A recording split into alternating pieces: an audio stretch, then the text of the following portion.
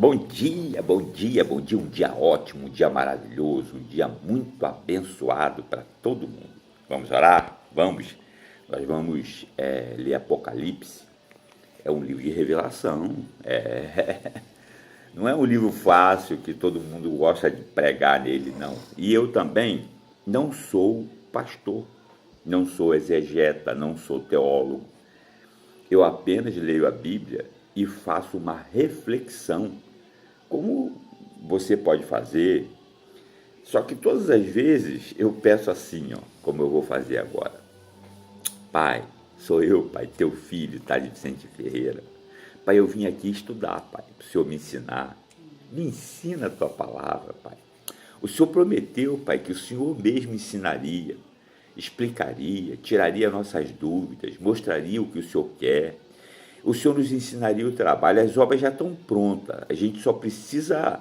É como montador de armário, né? O armário já está pronto, a gente só precisa aprender a montar o armário, é cheio de peça, de parafuso, é difícil montar, né? Mas é como um quebra-cabeça. A Bíblia, Pai, é tão deliciosa, um sistema tão bem montado. Ensina, Pai, para a gente como é que ela funciona. Como é que a gente usa a palavra, Pai, que eu quero usar a palavra para lutar o bom combate, Pai, nas regiões celestiais. Ensina também para todos os internautas que forem assistir esse vídeo, Pai, para que nós juntos possamos aprender de Ti, Senhor. Pai, abençoa os pastores.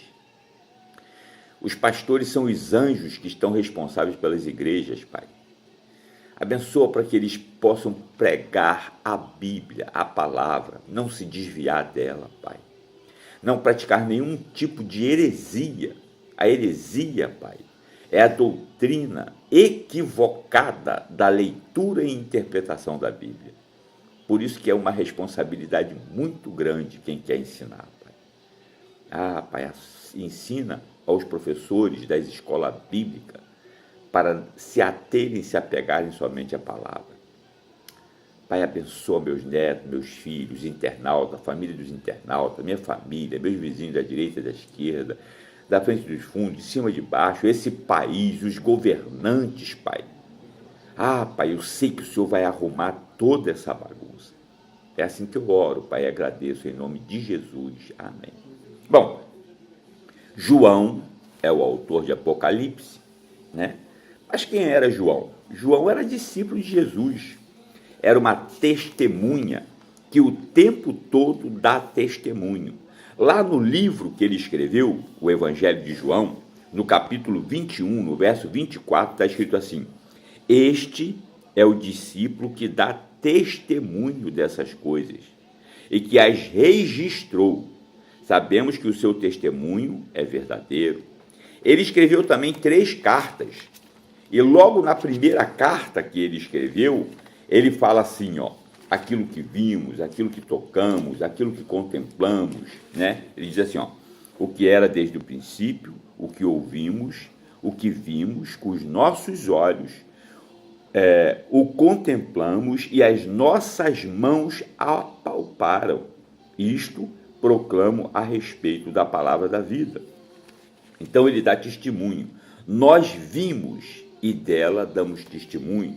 Logo no primeiro capítulo de Apocalipse, ele fala assim, revelação de Jesus Cristo, que Deus lhe deu para mostrar aos seus servos o que em breve há de acontecer.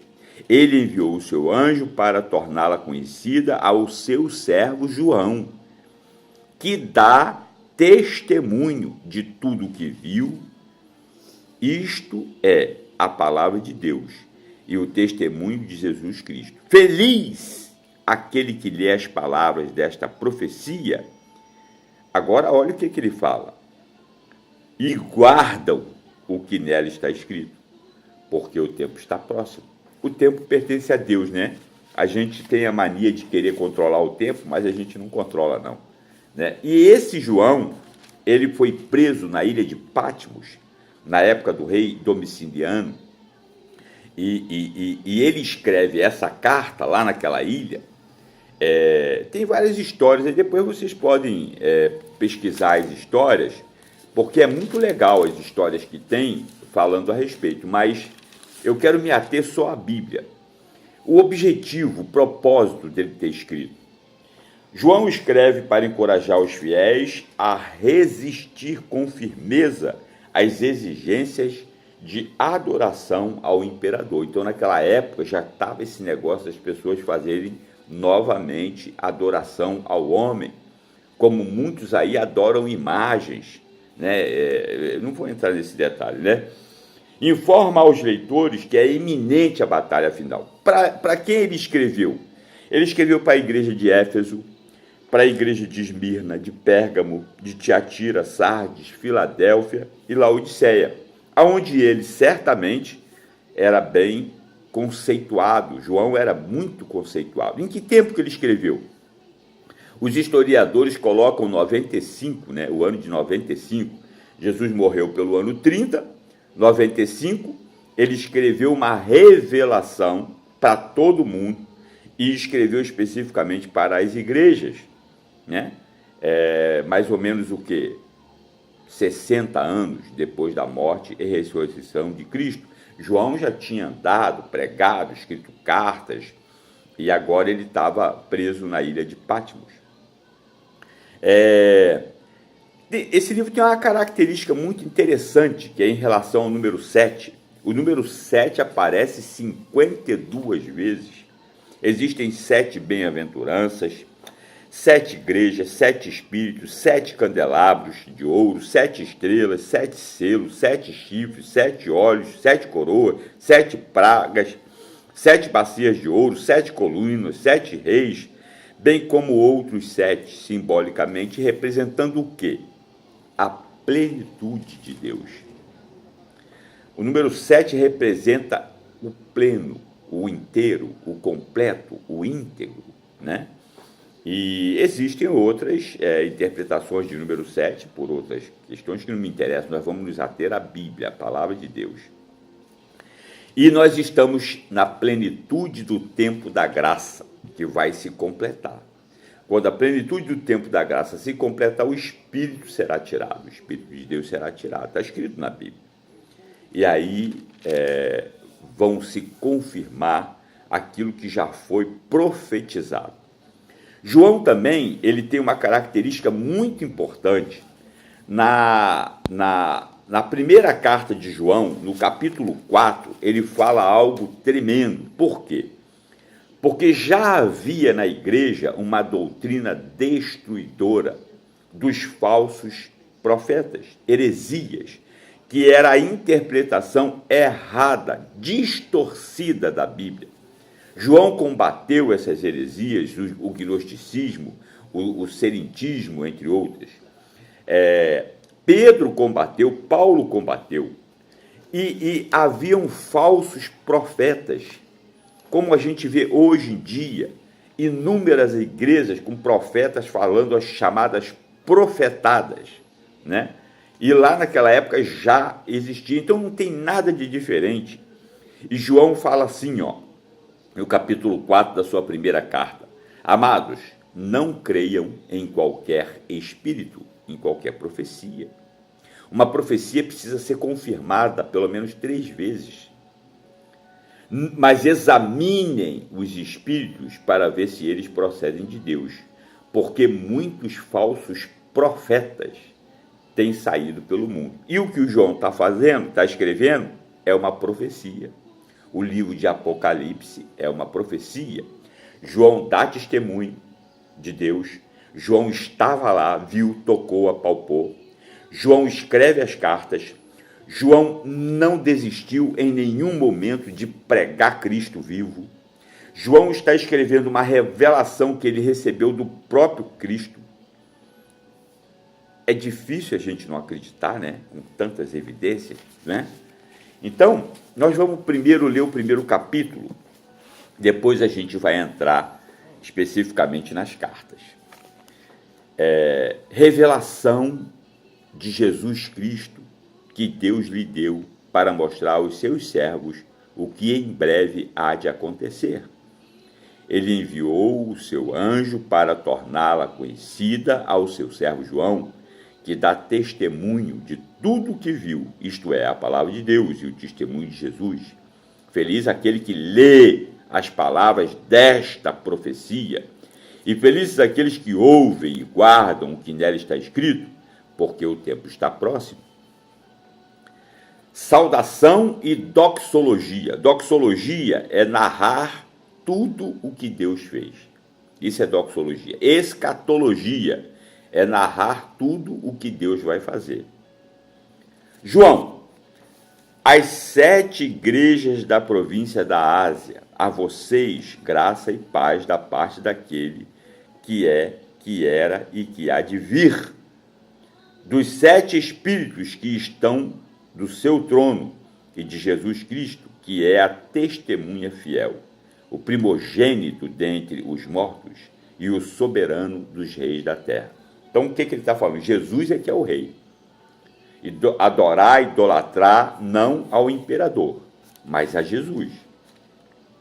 Ele nos ama e nos libertou dos nossos pecados por meio do seu sangue. Somos livres, totalmente livres.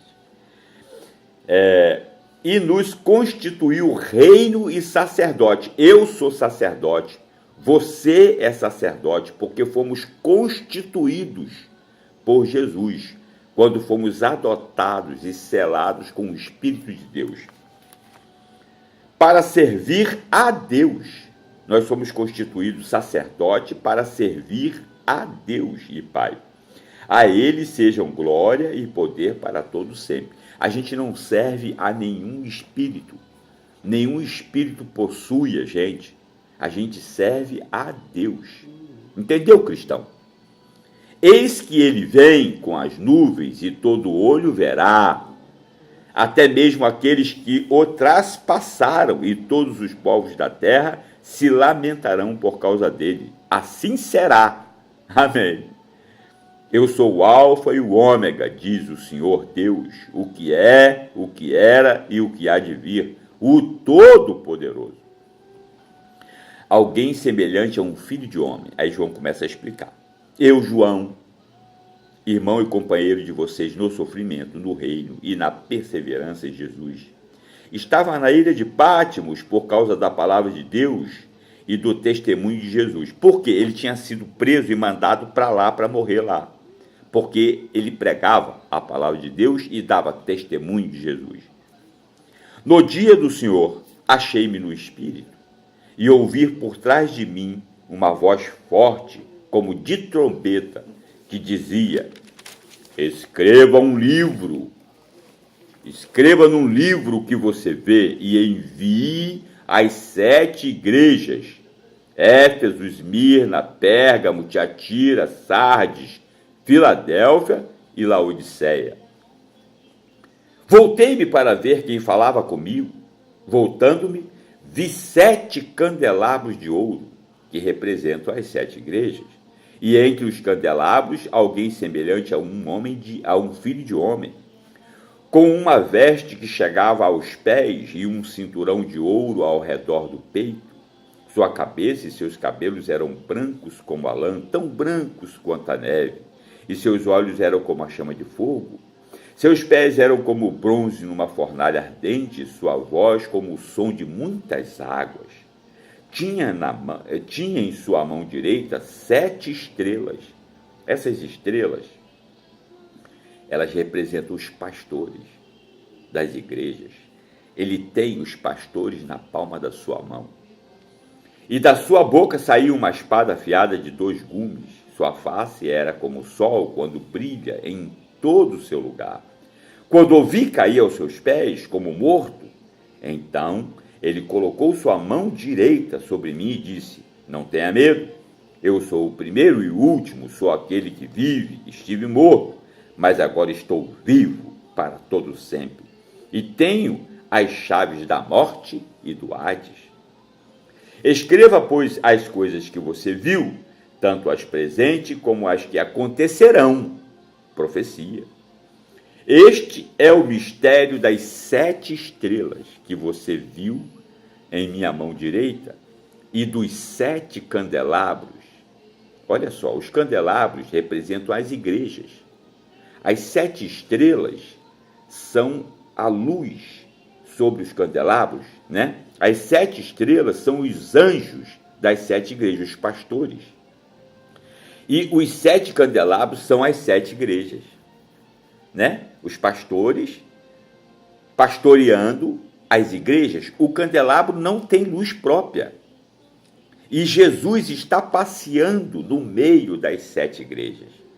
Jesus está presente no meio da nossa vida. Aí ele escreve a primeira carta, que é a igreja de Éfeso. A gente vai ler ela hoje, vamos fechar, mas amanhã a gente vai ler de novo.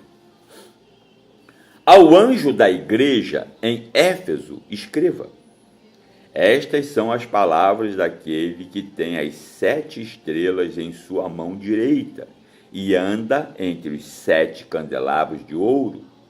Conheço as suas obras, o seu trabalho árduo e a sua perseverança. Sei que você não pode tolerar homens maus, que pôs à prova os que dizem ser apóstolos, mas não são, e descobriu que eles eram impostores. Você tem perseverado e suportado sofrimentos por causa do meu nome e não tem desfalecido. Só coisa boa, né? Só coisa boa. A gente também, às vezes, tem muita coisa boa, né? Mas olha quando chega a coisa ruim. Contra você, porém, tenho isto: você abandonou o seu primeiro amor. É profundo. Lembre-se de onde caiu. Arrependa-se e pratique as obras que praticava no princípio. A igreja, ela se desvirtuou. O anjo da igreja perdeu o alvo. Então ele está fazendo uma advertência. Se não se arrepender, virei a você e te tirarei o seu candelabro do lugar dele. Se você for lá em Éfeso, existem ruínas da igreja. E Deus tirou o candelabro do lugar. Porque senão ela estava de pé até hoje. Mas há uma coisa a seu favor: você odeia as práticas dos nicolaítas, como eu também as odeio. Quais eram as práticas dos nicolaítas? Quem era Nicolau? Os historiadores entendem que Nicolau era um dos prosélitos da igreja, um daqueles 7 presbíteros que foram selecionados para tomar conta, com grande responsabilidade, de toda a administração da igreja. E ele começou a ensinar a prática de Balaão às igrejas. Olha que coisa terrível. A gente viu que Balaão também obedeceu a Deus, fez tudo que Deus mandou, mas por trás ele ensinou as moabitas e as midianitas a como fazer o povo de Israel pecar e adulterar contra Deus. E ele diz assim, no final: aquele que tem ouvidos, ouça o que o Espírito diz às igrejas. Ao vencedor darei o direito de comer da árvore da vida que está no paraíso de Deus. É o fruto da vida eterna.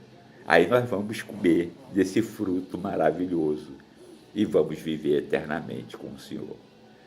Bom, amanhã a gente vai ler de novo a carta, mas essa é só uma introdução. Que o Senhor toque no seu coração, te abençoe, a mim, e revele para você, fale com você, toque em você e coloque no seu coração amor, a palavra, a Bíblia.